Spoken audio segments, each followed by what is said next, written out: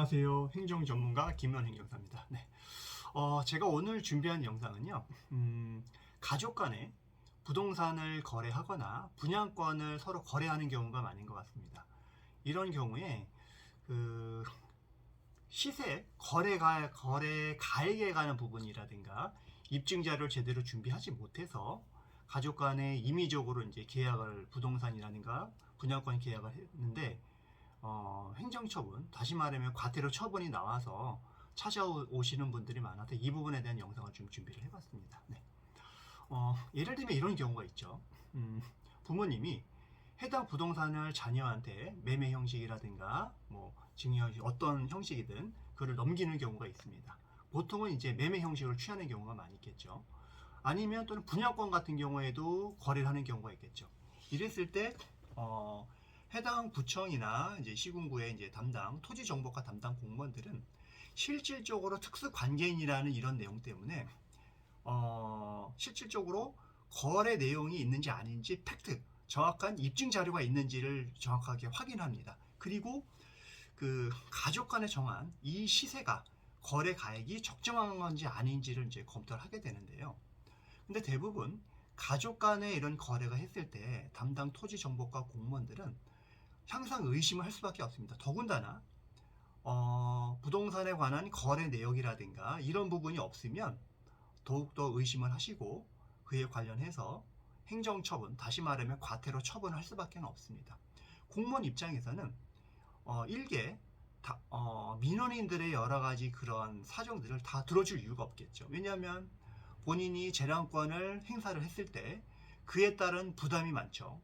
감사가 있을 수 있잖아요. 여러 가지 도감사도 있을 수 있고 국정감사도 있을 수 있고 그런 감사로부터 자유롭지 못하기 때문에 이런 위험 부담을 안고 민원인이 얘기하는 여러 가지 주장이라든가 민원 사유들을 다 들어줄 수가 없습니다.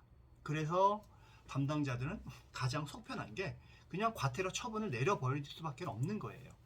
그러면은 실질적으로 부모 자식 간의 이런 거래 부분에 대해서 입증 자료라든가 소명 자료를 제대로 준비 못하거나 거래 가액이라든가 시세 부분에 대해서 정확하게 입증하지 못하게 되게 되면 사실상 과태료 처분을 마칠 수밖에 없다라고 이제 보시면 될 것 같습니다.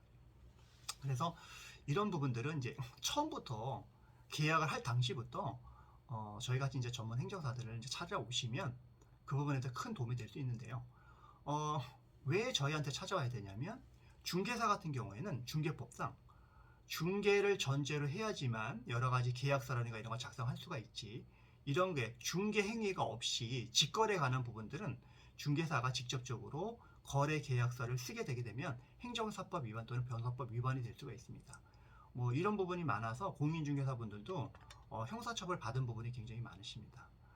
그래서 이제 계약서, 법률문서라든가 이런 직거래에 관한 부분들은 저희 행정사들이 관련된 계약서를 작성하고 관련된 법률을 검토를 하고 부동산 실거래에 관한 법률을 검토를 해서 상담을 해드리고 그 다음에 시세에 관한 부분들은 저희가 행정사들이 시세 확인서를 작성을 해드립니다.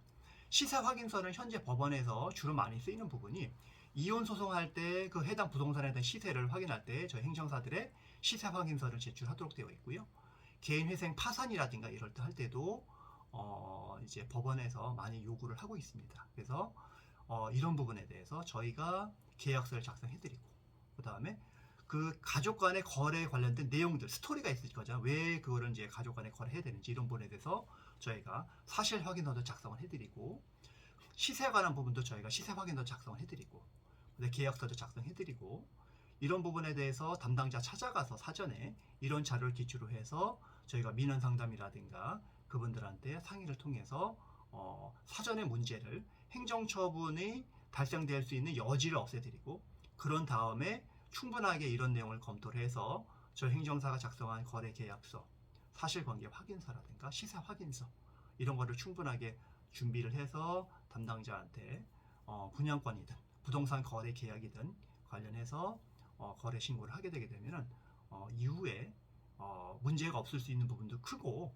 그 다음에 당사자들이 직접 작성하는 내용보다는 저희가 제3자 입장에서 작성된 내용들이 아무래도 담당자가 확인을 할 때는 어느 정도 신빙성이 있는 부분이기 때문에 이런 절차로 하셔야지 그냥 가족 간에 그 공인중개사의 어떤 일반적인 어떤 상담만 갖고 직접적으로 계약을 하고 실거래 신고를 했다가는 커다란 과태료 폭탄을 맞을 수 있는 부분이 있다라고 이제 생각하시면 될 것 같습니다. 그래서 직거래가 있을 때는 저희 행정사들 찾아오시면 저희가 관련된 사실관계 정확하게 판단을 해서 계약서 작성해 드릴 거고요.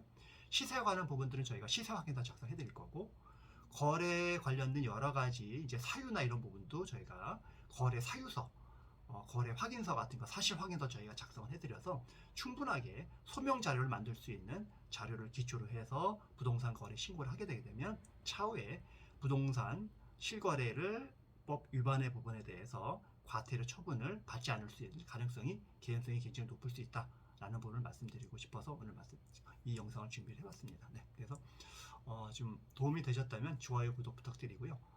이후에도 부동산 실거래 관한 부분들 좋은 영상이 있으면 또 준비하도록 하겠습니다. 오늘 여기까지 하겠습니다. 감사합니다.